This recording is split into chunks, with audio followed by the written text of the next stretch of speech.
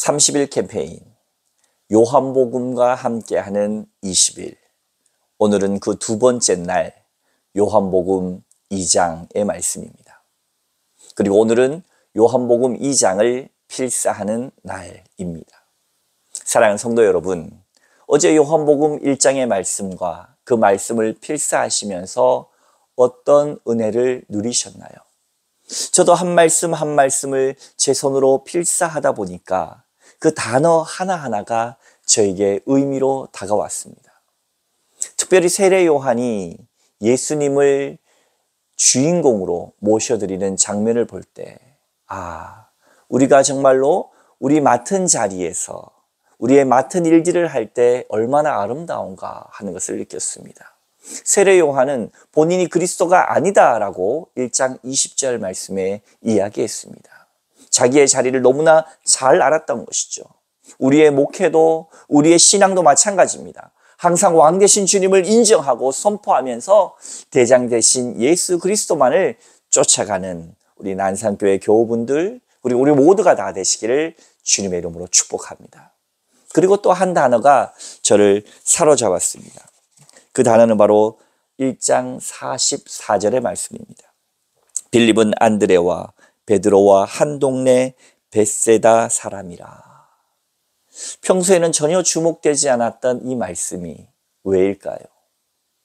예수님이 복음의 사역을 시작하시면서 한 동네 사람을 부르시는 걸 보면서 왠지 오늘날 이곳에 오셨다면 김제시 백구면 마산리에 있는 누구누구를 부르셨더라 라는 말씀으로 제게 다가왔기 때문입니다.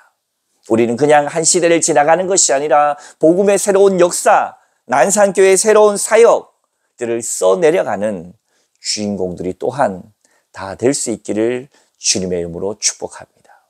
오늘도 요한복음 2장의 말씀을 통하여서 이런 말씀의 은혜들이 나누어지길 소망하고 이런 은혜들이 한 주에 한 번 또 가정 예배로 승화되어지기를 여러분 축복하고 기도합니다. 오늘 요한복음 2장 1절부터 12절까지의 말씀 제가 봉독할 때에 여러분 함께 합독해 주시기 바랍니다. 요한복음 2장 1절에서 12절 말씀입니다. 사흘째 되던 날 갈릴리 가나에 혼례가 있어 예수의 어머니도 거기 계시고 예수와 그 제자들도 혼례의 청함을 받았더니 포도주가 떨어진지라. 예수의 어머니가 예수에게 이르되 저들에게 포도주가 없다 하니 예수께서 이르시되 여자여 나와 무슨 상관이 있나이까? 내 때가 아직 이르지 아니하였나이다. 그의 어머니가 하인들에게 이르되 너희에게 무슨 말씀을 하시든지 그대로 하라 하니라. 거기에 유대인의 정결 예식에 따라 두세 통 드는 돌 항아리 6이 놓였는지라.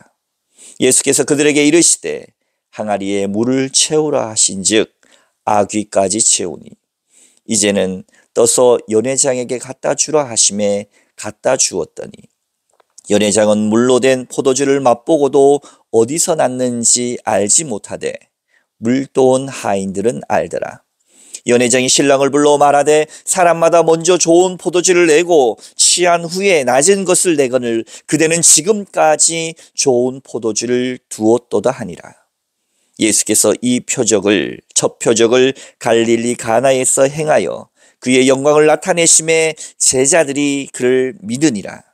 그 후에 예수께서 그 어머니와 형제들과 제자들과 함께 가버나움으로 내려가셨으나 거기에 여러 날 계시지는 아니하시니라. 아멘.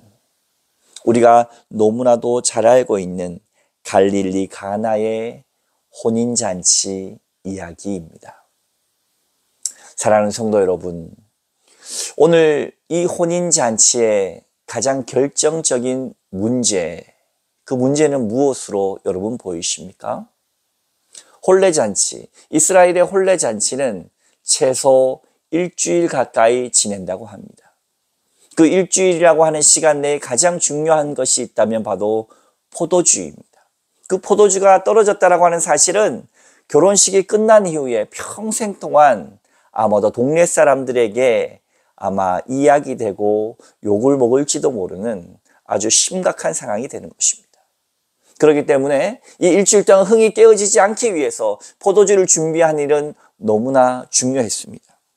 그러나 그것이 어떻게 됐습니까? 오늘 3절 말씀입니다.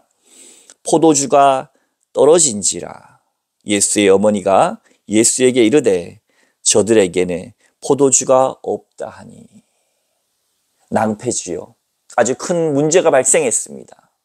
여러분, 우리도 우리의 삶이 예배의 삶이 되어야 하고 우리가 예수 그리스도를 구주로 영접한 이후부터 우리의 삶은 예수 그리스도와 함께 축제의 날들이 되어야 하는데 지금 우리의 신앙의 모습은 어떻습니까?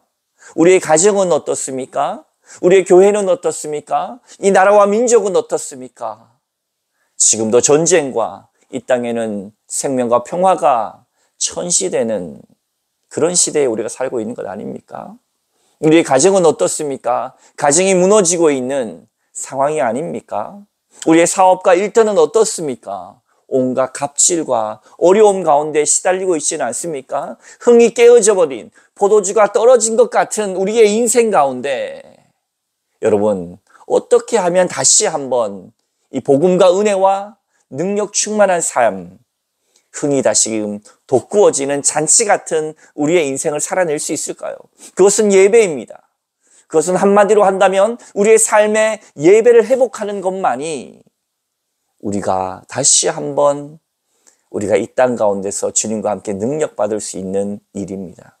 그것이 바로 무엇인가? 첫 번째, 예수님을 초대하는 것입니다. 2절 말씀에 보면 예수와 그 제자들도 혼례의 청함을 받았더니 문제가 있는 그 삶의 자리, 건강, 재물 혹은 우리의 삶의 생명과 평화가 일그러진 그 자리에 예수 그리스도를 초청하시기를 주님의 이름으로 축복합니다. 그리고 어떻게 하면 우리가 깨어진 그 삶과 삶의 예배를 다시 한번 회복할 수 있을까요? 그것은 바로 오늘 말씀 7절과 9절 가운데 나옵니다. 7절에서 9절까지의 말씀을 봉독해 드리도록 하겠습니다. 예수께서 그들에게 이르시되 항아리에 물을 채우라 하신즉 아기까지 채우니 이제는 떠서 연회장에게 갖다 주라 하심에 갖다 주었더니 연회장은 물로 된 포도주를 맛보고도 어디서 났는지 알지 못하되 물도 온 하인들은 알더라. 연회장이 신랑을 불러 이렇게 이야기합니다. 예수의 어머니가 하인들에게 일렀지요. 그분이 시키는 대로 하라고.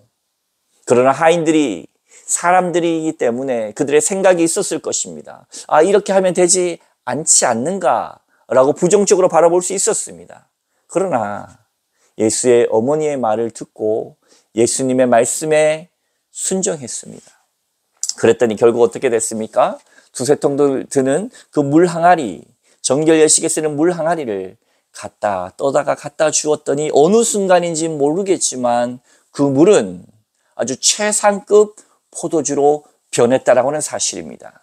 거기에는 무엇이 있습니까? 오늘 9절 말씀처럼 연회장은 물로 된 포도주를 맛보고도 어디서 났는지 알지 못하되 물도 온 하인들은 알더라. 물도 온 하인들은 알더라. 사랑하는 성도 여러분, 하나님의 말씀에 순종해 본 사람, 하나님의 말씀이 나에게 임하실 때 그 말씀을 깊이 고민하고 그 말씀을 깊이 상고하면서 그 말씀을 나의 삶으로 번역하는 인생, 순종하는 인생이야말로 바로 주님의 기적을 체험하는 인생 되는 줄로 여러분 믿으시기 바랍니다. 물 같은 나의 인생이 포도주와 같은 맛있는 인생으로 변화되는 줄로 여러분 믿으시기 바랍니다.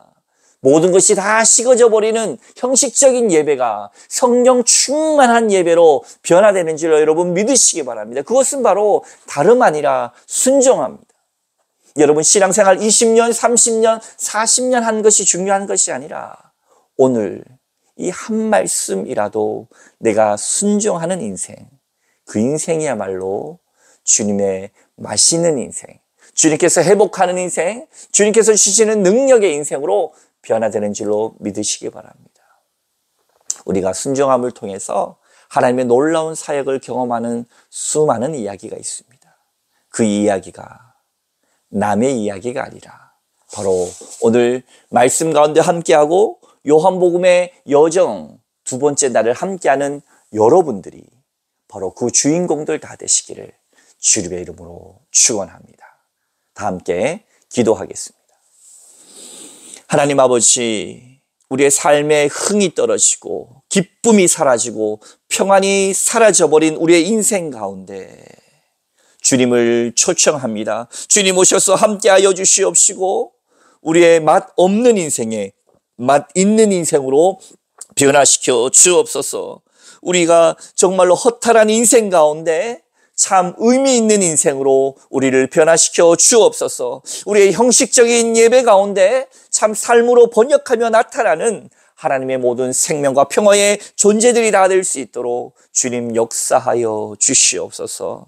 오늘 이 하루도 주님 앞에 맡기며 나아갈 적에 주님의 말씀 가운데 서는 주님의 모든 예배자들이 주의 사랑 가운데 찬송 가운데 치유를 경험하게 하여 주시옵시고 기도 가운데 능력이 회복되게 하여 주시옵시며 말씀의 그 진리의 빛 가운데 우리의 인생이 회복되어지고 참 자유할 수 있도록 오늘 하루도 축복하여 주옵소서.